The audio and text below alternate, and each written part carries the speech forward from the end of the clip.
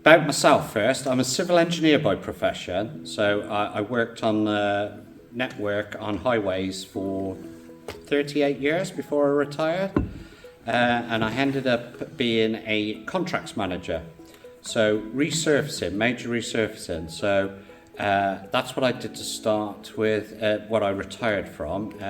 Started literally filling a pothole. My very first day was out filling a pothole, and we threw the tarmac in a hole, and they drove the wheels over it. And I thought, is this the way it should be done? and unfortunately, it hasn't changed in 38 years. We still get a lot of this bad work carried out. So I've tried to, I thought, like a lot of people do, my wife said to me, you're always moaning about the council and you're always saying this, stand up and get elected. So the first time I got elected in 2008, and I the night before the election, was I scared, because I thought, I'm going to get about 5 votes. I'm going to be humiliated. And I couldn't believe it, I won. And so since then, I have stood in the Newtown area of Tewkesbury, and then I did the whole of Tewkesbury East for the County Council, which is Tewkesbury, Newtown, Midton, Northway, and now I stand west. Because of boundary changes, I stood this last time in Tewkesbury West, but still Newtown is my home ward. I'm still a town councillor. I think very much about local democracy and bottom up, not top down, which if you want to ask me about unitary, why I have concerns. But the reason why I stood was basically my wife wanted to watch Coronation Street and wanted me out the house. Right, okay, so you've had years of local government working as a Conservative, and then you've switched to Reform. Just a little bit about that journey. What was it like? Why did you come over to Reform in the end, and how have you found it now you've arrived? Okay. Well, I have to say I was Conservative for nearly 20 years, and I thought Boris Johnson was very good when he first came in, and I was elated. But why I left Conservatives was 1 million immigration, the 862,000 that came in, especially when we took back control of the borders. I agreed totally with leaving the European Union, and the Conservatives let me down and let so many people down in this country. I was disgusted at the amount of people that were coming in. We are an island. I've got no problem. I've got coloured friends. I've got lots of Muslim friends. I don't care about your sex, religion, or your colour of your skin. I think if you're a fair, hard-working person, that's what I want you to be as a Briton. But, unfortunately, illegal immigration is out of control.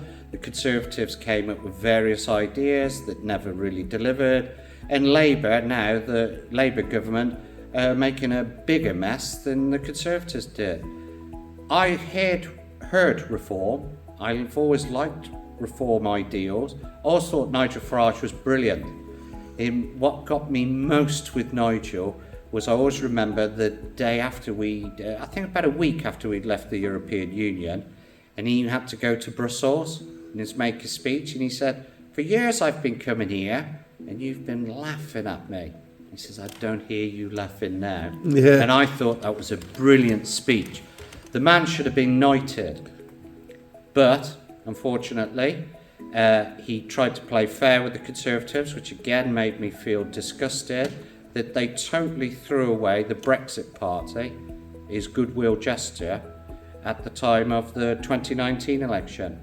So, with a heavy heart, I looked at it. I talked to a local Tewkesbury branch to start with that was just forming for Reform, and I liked everyone there. I thought they were great. The chairman, Mike Masters, fantastic chap. I liked everyone. And what got me most, and I can be perfectly honest, I was really worried that there was going to be racism, extreme right wing. They were not. They were me. They were my family. They were my daughters. They were my son. Just ordinary men and women who cared about their country, but wanted change, utter frustration. I joined Reform. And yes, and I stood in a new seat against Greens, and Greens have been in there for 8 years. It was difficult. We had to start from nowhere. Again, the Reform membership and the Reform committee helped me get elected. And they also got 11 other colleagues with me elected. So we are the official opposition, 43,000 votes. I love being Reform. Reform is everything that I feel and everything that I want to say. And also, we were too scared to say. We sat silently. And I'm sorry, environmental issues. Net stupid zero is correct. We pay the highest electricity bills in the world now. We have slowly dumbed down our own industries that basically we're not doing anything. Again, I like Reform's policies. I like what they're saying, that everyone needs to work and pay their way. We have to look after the good, hard-working people of this country, not just everyone and anyone. It's everything about Reform. I think it's fantastic. Working with the committee is brilliant. We're learning all the time. We have to start. We're just a year old, and we've got nearly 700 members now in the Tewkesbury branch. There are 6 branches, I think. No, I think it's 7 actually. 7 branches in Gloucestershire. I just went to North Cotswold the other week and gave a speech to the committee, their first AGM official meeting. There were 40, 50 people there in Morton in the Marsh on a rainy Monday night. It was fantastic.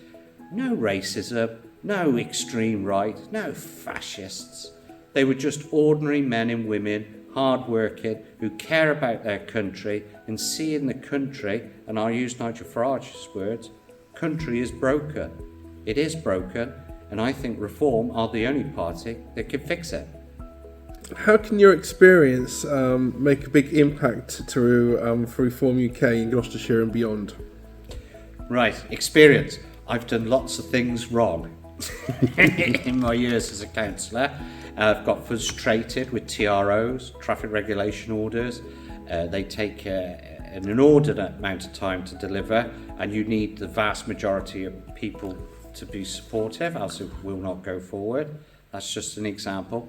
So what I'm saying is, I'd like to think, especially with all my new councillors, my new Reform councillors, they're keen, they're excited, but they're new. And there are so many things that they ask me that I'm able to relay that information to them. For example, a council, when you've got an agreement to do something, it takes months to deliver it. It doesn't happen the next day. I think of it like a huge ship, a county council, and we're on the rudder. And you have to really lean on that rudder to start that ship going in the right direction. Unfortunately, the Liberal Democrats have no idea about steering a ship, and we're sort of going around in circles, doing the wrong things at the wrong time and spending inordinate amounts of money doing it. So I try to bring my experience to the new councillors. What are the sort of key issues you care about most as a leader of Reform UK in Gloucestershire?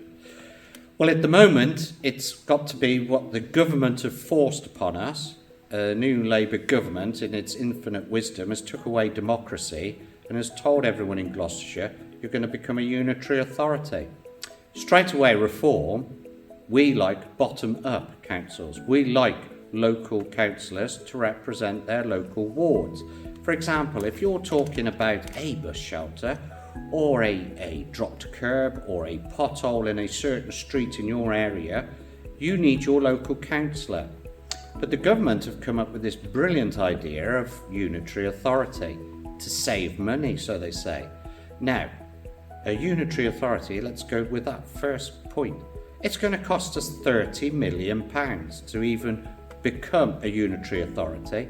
And then this great big elephant, if I can use that word, will be running the whole county. So again, that democratic process will get lost in the bureaucracy that a huge council runs. But having said that, we've got to go with what the government are saying. And what's happened? The Liberal Democrats have shown no leadership in this new council. In fact, they've spent the entire time navel-gazing and spending hundreds of thousands of pounds on two councils, Western and East, a chestnut council, a donut council, a horseshoe council. They're all various councils of various little kingdoms that they can all run.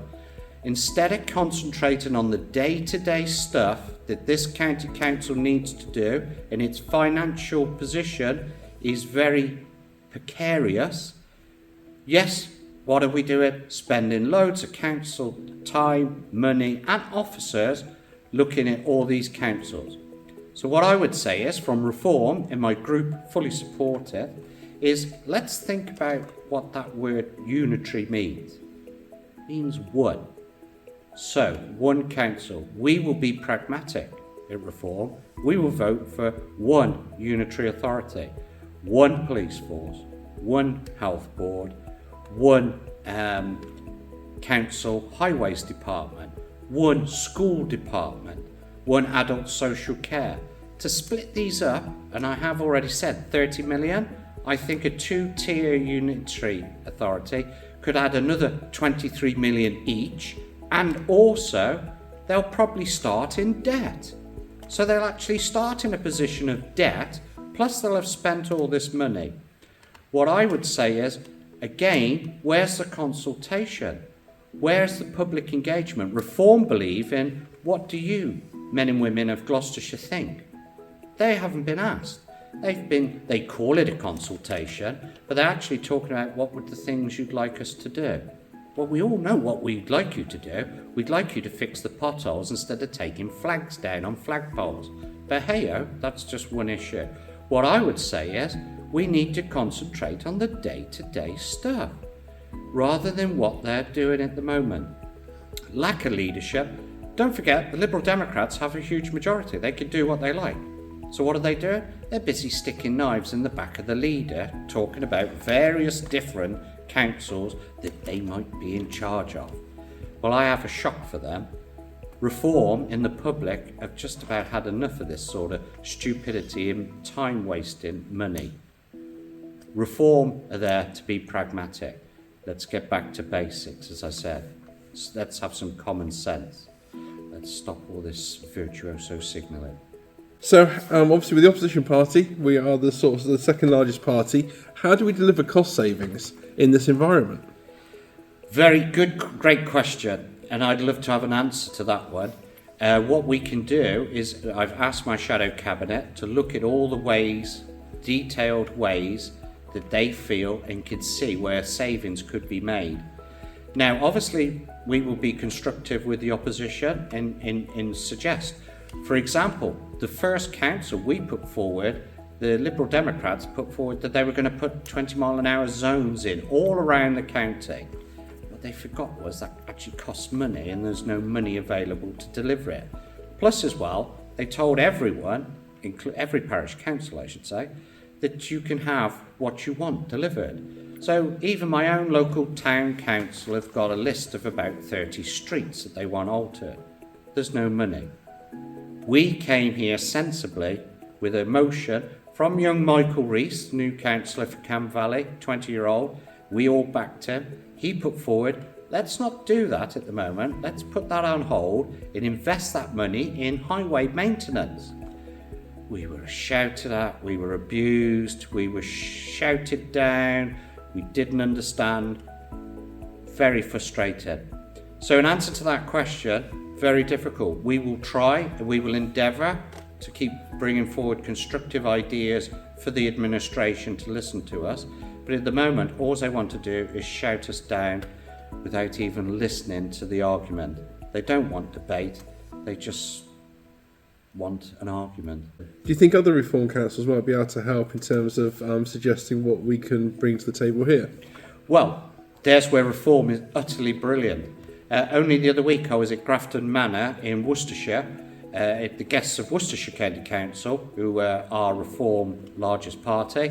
I met the leaders from Durham, Lancashire, Kent, South Staffordshire, other areas, South Staffordshire, and numerous. I think we run around 11 councils around the country, and all the leaders, deputy leaders, most of them were there, plus some of their shadow cabinets, I should say their cabinets. It was fantastic. Never seen anything like that from the Conservatives. We never even asked. It was absolutely brilliant to listen to what they're doing in adult social care, ideas for special educational need budgets to be better delivered, fantastic ideas on education, how we could deliver better. In highways, Warwickshire, lovely cabinet member from Warwickshire, she had this idea of drones. I thought it was really brilliant, using IT to look at the network, work out where the network needed repair, and send the crews in a more focused manner. I thought it was utterly brilliant. They have all started talking to us, and going to invite my shadow cabinet members to come along to see them so we can learn from them what they're doing. And I should say, what isn't shown up is Kent County Council. 19 million they saved the other week, reorganising their long-term loans. 23 million they've saved on send. Adult social care they've saved, I think, 15 million. Worcestershire, 12 million savings on a Network Rail station for Network Rail that the Conservatives were going to refurbish. I don't quite understand that. It's Network Rail. They've got rid of that contract. That 12 million will go back into the budget at Worcestershire. So I think there are lots of brilliant ways listening, networking with my fellow Reform Council leaders. So let's just imagine we're getting a time machine, we're going 18, 20 months into the future, we return a Reform government for Gloucestershire. What do you think of the vision is for Gloucestershire under Reform? What do you think, if we had the power, we could deliver for the people? Well, what we would do straight away is save the money that is wasted in this council. I'm talking about Gloucestershire. And I know my shadow cabinet colleagues will find savings. Let's look at environment. Well, we can see where we're spending huge amounts of money on environmental virtuoso signalling. Back to highways. Do you know the A10 is running over 110 million over budget? And why? Because we're not just building a road. I've told you I'm a civil engineer. We're building back tunnels. We're building badger runs. We're putting glowworm areas in for glowworms. This is utter madness. It's escalating the costs. Now, a bat tunnel. I'm sure a bat has got probably the best radar system ecologically in the world. So how does he know that tunnel's for him, the bat? I'm sure the bat will see that road that we have built and gone, I'm going to go over that, else it's going to hurt if I fly into it. That is logic. And I'm sorry for being so derogatory, but that is how wasteful highways are. We are putting in environmental issues into our budgets that are escalating the costs out of control. Let's go to diversity, equalities training. Whatever happened to best person for the job? We have put so many restrictions in that, from adult social care to schools to highways, all the departments within the county council, utter waste of time, money and effort. Let's just say to managers, pick the best person for the job. We don't care about sex, colour, creed, religion, what you believe in, that's fine. If you're good for the job, Reform say, you take the job. Let's get back to some common sense. So, in answer to your question, what will Reform be doing? I hope, and I strongly believe, that the public will vote for us here in Gloucestershire, as they will vote around the country for a Reform government. And a Reform government will say to us, Vernon, if I'm re-elected, or whoever's the leader in 2 years' time, those ideas your shadow cabinet have put together, let's start putting them together. Let's start delivering. we will reduce the costs, we will deliver efficiencies, we will deliver a better service for everyone in Gloucestershire. That's my ambition, and I think reform will do it. What do you see as the biggest challenges facing Gloucestershire County Council and indeed the wider county? The mess that the Liberal Democrats will leave us in when we take over in 2027. Because, as I've said, they're wasting an enormous amount of money at the moment on unitary authority. Yes, the Labour government, they'll say, has put that upon us. So again, democracy out the window. But we are wasting time, money and effort.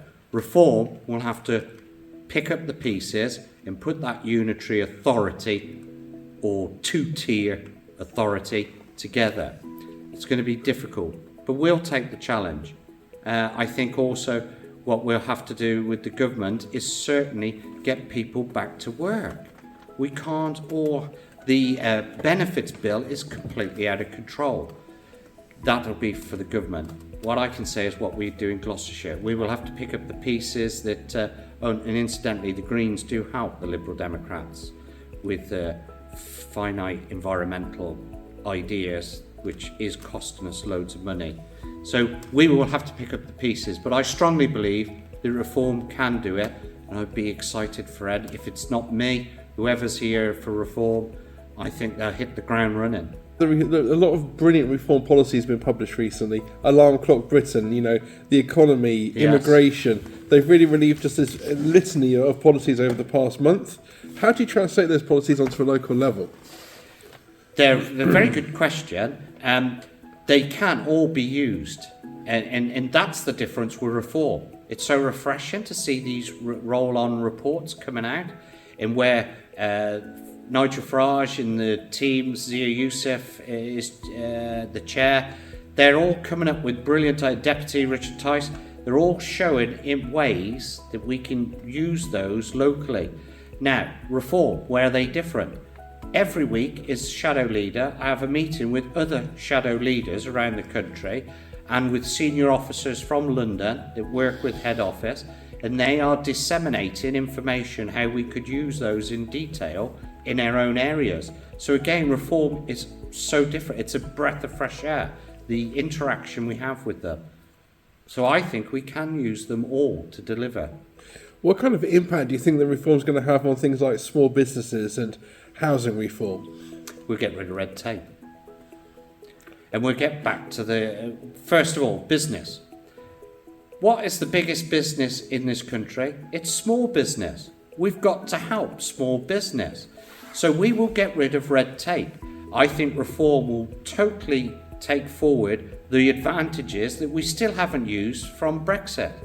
There are so many opportunities business require. In business, what do they need? They just need a level playing field, low taxation, and let them do the thinking. They will look after themselves. Housing reform. Well, we seem to have got to a position now where we're trying to, the Labour government are trying to make it fairer for the tenant, but they're forgetting the landlord who actually owns the property. This is the politics of envy. Now, if you keep taking away the ability for landlords to make decisions on their own property, and let's be clear, they own the property, and put the tenant in charge, what happens is landlords start selling the houses. So the tenant actually suffers because rents will go up because there will be less amount of houses available. Again, what do we need? A fair balance. If someone owns a house or a property, yes, they need to be fair. They need to keep it to a good, safe structure for their tenant. But other than that, it must be back to equal. At the moment, it's out of control. Reform will bring the level playing field back in balance. So landlord, tenant, equal, not one above the other. The impact will be massive, because what will any employer do? He'll think twice about employing anyone. Now, if you can't employ someone and get rid of them straight away because of various issues, they don't like the job, it's not suited to them, you're not going to take the gamble to try it. And there may be certain issues like highways. Highways is a dirty manual job, physical job. And though a lot of people say it, I found very often female members of staff far better than the males because they've adjusted to the system, they've used the PPE. You've got to be able to try people. If you take that ability away, then no one's going to really take the risk to take you on. So in fact, you'll reduce the amount of job vacancies available. Again, it's utter madness. We need to get back to basics, back to common sense. Stop the virtuoso signalling. I'm sorry, but it's time for reform. I'm looking at the Shadow Cabinet team. Vernon, tell us about your team you've built, the Shadow Cabinet, and why this was so important to establish this quite quickly as the sort of main opposition party. Yes, as new councillors, I've asked them really to step up to the plate because being new councillors, there's so many new things to learn. But the county needs an opposition. It needs a constructive opposition. It needs a shadow cabinet. And I've asked all of them to stand up and put themselves forward for a shadow cabinet. They have. They've been excellent. And what I'm finding already is we've got Lee Chalice in children. And she's going to Lancashire and to work with a Lancashire council there that is a reform council, and they've got some really good savings that they're doing on SCN back to school and buses, taxis, or special educational needs, I should say, that they're working on. I'd like her to pick that up, and I'm sure she will. We've got Stuart Graham, he's going to do Doge. Well, we can find savings everywhere in this council. He is going to look for savings everywhere. I've got Ray Donoghue and Jason Priest, both highways. One is doing highway maintenance, Ray Donoghue, and Jason Priest, he's looking at the strategic delivery of highways. I think both of those experience, Ray's got a lot of experience and so in business, which will help with the highway maintenance. And Jason, he's got absolute fantastic experience from his job in his career. So he'll be able to look at transport issues and give a real detailed input on where we can find savings. Piers Camp, finance, the most important one. He's already talking to me about KPIs. We're looking at how we can put amendments into the budget. And he's also looking at various departments, listening to Stuart with Doge, where we can find savings. And so we're working as a team, all pumping into Piers so he's able to put a budget or amendments, which I'm sure will be thrown out immediately by the opposition, but we will try, we will be constructive, we will keep trying. Also, we've got Dean Bottrell, Stonehouse County Councillor, fantastic young man, runs his own little business, but he's still putting some time together to look at environmental issues in education, diversity, wastage. I'm sure Dean will find lots of that he can forward to our finance team for Piers to put a line through when we become the administration, because I'm sure at the moment we will put it forward, but I'm sure they'll be told, no, that's incorrect. You're racist. We seem to get told we're racists with everything, so it's the gutter politics of the day. Where else can I talk about? Young Michael, he's learning to do research for the team, political researcher, and that is really important. We need to understand where deprivation is around the county, where business is held, what the companies are working, what business wants to see. He's putting all that IT detail together, very important. And being 20, I'm sure he's brilliant on computers, and I know he will do a brilliant job bringing all that information together. Job that can be quite difficult. It's seeing all the reform people back at my branch, members. As I say, we're nearly 700 strong now. Every time we have a meeting, there's 50, 60 people, and it's seeing on their faces their frustration. I have to keep standing for them, but also I have to say the enthusiasm of my new councillors. I see that enthusiasm and I think, hang on, Vernon, you've got to help them. You've got to stay here, keep handing over their experience to them until they're ready to really go and where I can sit back and have a glass of wine in the garden. But at the moment, I need to stand up for my fellow county councillors, stand up for all those reform members that are so frustrated with the mess that the Conservatives and Labour have made, and also have to stand up for the mess that the Liberal Democrats will be making at the moment with the council. So what have your shadow cabinet people done to inspire you specifically, you know, looking at them individually? Is their commitment to kind of keep on going when they get so many things thrown against them? What's it that you've seen and that sort of makes you go, wow, that's really good? It's their enthusiasm because, yes, again, awful. Just this week we've had 2 more reported for code of conduct, and actually they're anonymous, so that people haven't even got the, can I use that, guts to stand up and be counted and say, I think this is racist, but they're accusing my fellow reform councillors of racism. As I say, I've been accused of being an anarchist.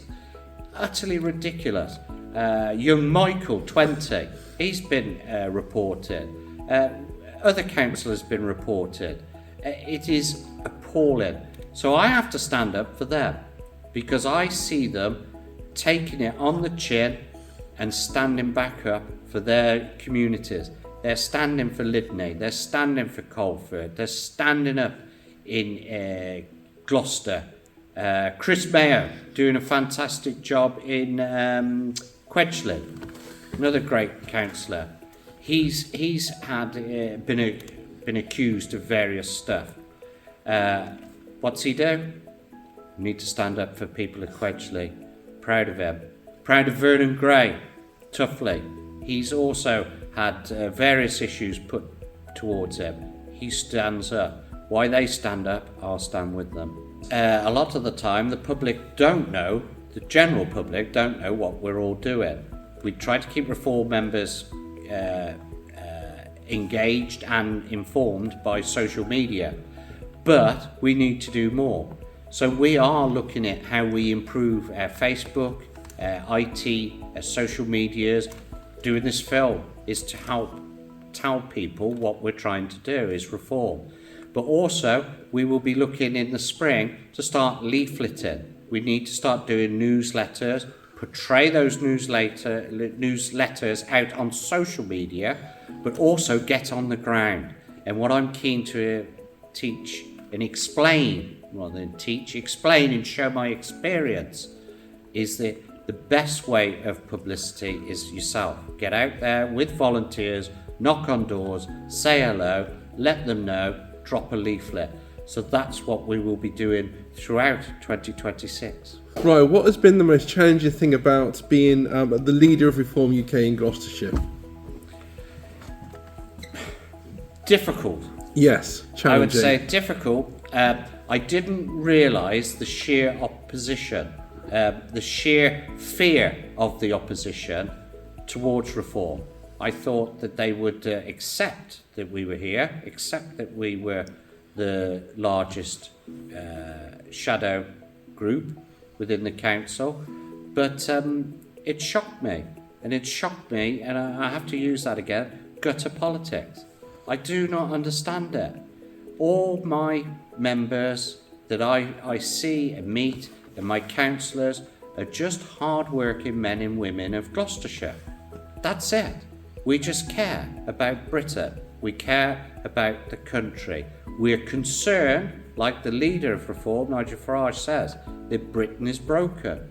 I believe that, and I think a lot of our members do. And we are trying to fix it. What I don't understand, and that is the biggest shock, is the mentality of the opposition. A lot of them don't accept we're even here, and if they do, we just get shouted at with abuse. I would ask them just to think about it, calm down, try and work with us. We care about the community. I hope they do too. At the moment, they seem to care more about themselves and their own little political parties than they do about Gloucestershire. I care, my county councillors care from Reform about Gloucestershire and how to improve it. And why I'm the leader, that's what we will endeavour to do each day. Improve it for the community and for the people that we represent of all Gloucestershire, not just the ones that voted Reform. We will stand up for everyone in Gloucestershire. Do you think it might be a fear of change in the fact that we might be able to do things that they've just put up with for years and years and years?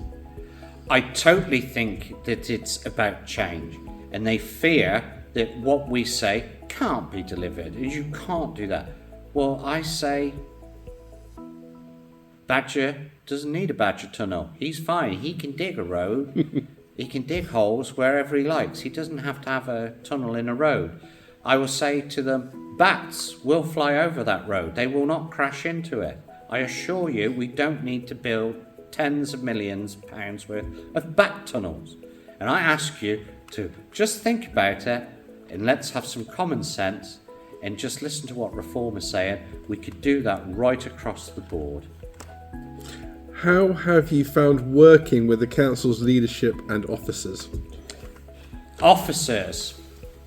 Well, I have to say officers have not said anything incorrect to me. I've always answered any questions. Have they helped me at all? No. I have to admit, the officers are zero on coming forward with us. I do think lately we're starting to see little bits of, my God, Reform are being sensible. Reform have got sensible ideas. We will start to help them facilitate it. But to start with, I think it was a shock for the officers, and their silence was deafening. But they haven't said anything or done anything wrong. But they are starting some to work with us. But there's still a long way to go. As to the actual administration, they're very transparent, they'll say in this council chamber. The leader, she'll say, we're very transparent. We want to work with Reform. She hasn't answered the phone to me lately. And last time I sent a text, I hadn't had a reply. So, no, what you say in public and what they do in reality are two different things. Very unfortunate, because I do think we have got some good ideas and we could help the administration. Maybe, just maybe, they will start to work with us, but I think there's still a long way to go on that one. When it comes to things like motions or being able to get your point across as Reform, do you think you've been given enough airtime within the council? Do you think they're giving you enough time to try and present your ideas? You know full well that they've tried to curb democracy. Reform as the official opposition should be able to ask a number of motions at every council. We're now been put by the Liberal Democrats equal with the independent councillor, who, though he only represents one division and we represent 43,000 people, as I've said, he gets the same amount of motions as we do. Also, the chairman of the council is meant to be neutral, but he's also able to put forward motions for his party of one, which only Labour could come up with that they were a party of one, and he is the chairman and he's meant to be neutral. I don't understand how that works, but there we go. We're equal with that. I think it's just to shut down democracy. It's to stop our voice being heard. But what they won't understand is we will be heard, because we will use films like this, social media, Facebook, newsletters. We will get that message out there. So yeah, it's a total deficit of democracy, and it's not just Gloucestershire. I see it being done all around the county, talking to my fellow shadow leaders of Reform. It's going on in Devon, it's going on in Cornwall. Officers, you can only email them, they won't talk to Reform. How do we beat it? Difficult question. I'm trying hard. I encourage all my councillors to be polite, be friendly, talk, which I would anyway. Why the negativity? It's the fear factor. They see the polls. They see what's happening in local by-elections. The other week, there were 8 by-elections. Reform won 7 by huge numbers. And they see that, and so it just continues. If they look at national polls, Reform are running at 36%.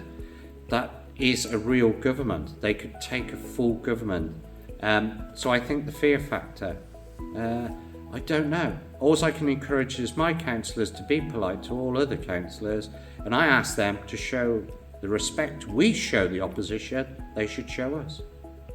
Have you managed to collaborate with any parties so far to achieve some collaborative goals? No, not really. The Liberal Democrats don't really want to talk to us, and if they do, they start talking about Nigel Farage and he's a bad person or whatever. The last guy, I can't even remember. Or I'm an anarchist. That was a Liberal Democrat councillor from somewhere. Greens, well, I don't know. You'd have thought they would talk to us. Silence is deafening with the Greens, so I don't really know.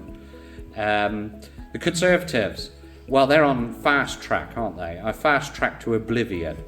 And so the last time I saw any of them, they weren't talking to us. So I'm afraid reform is on its own. Looking ahead, what's your message to voters ahead of 2027? Obviously, in the media, they've been saying a lot about Nigel's going to get in no matter what.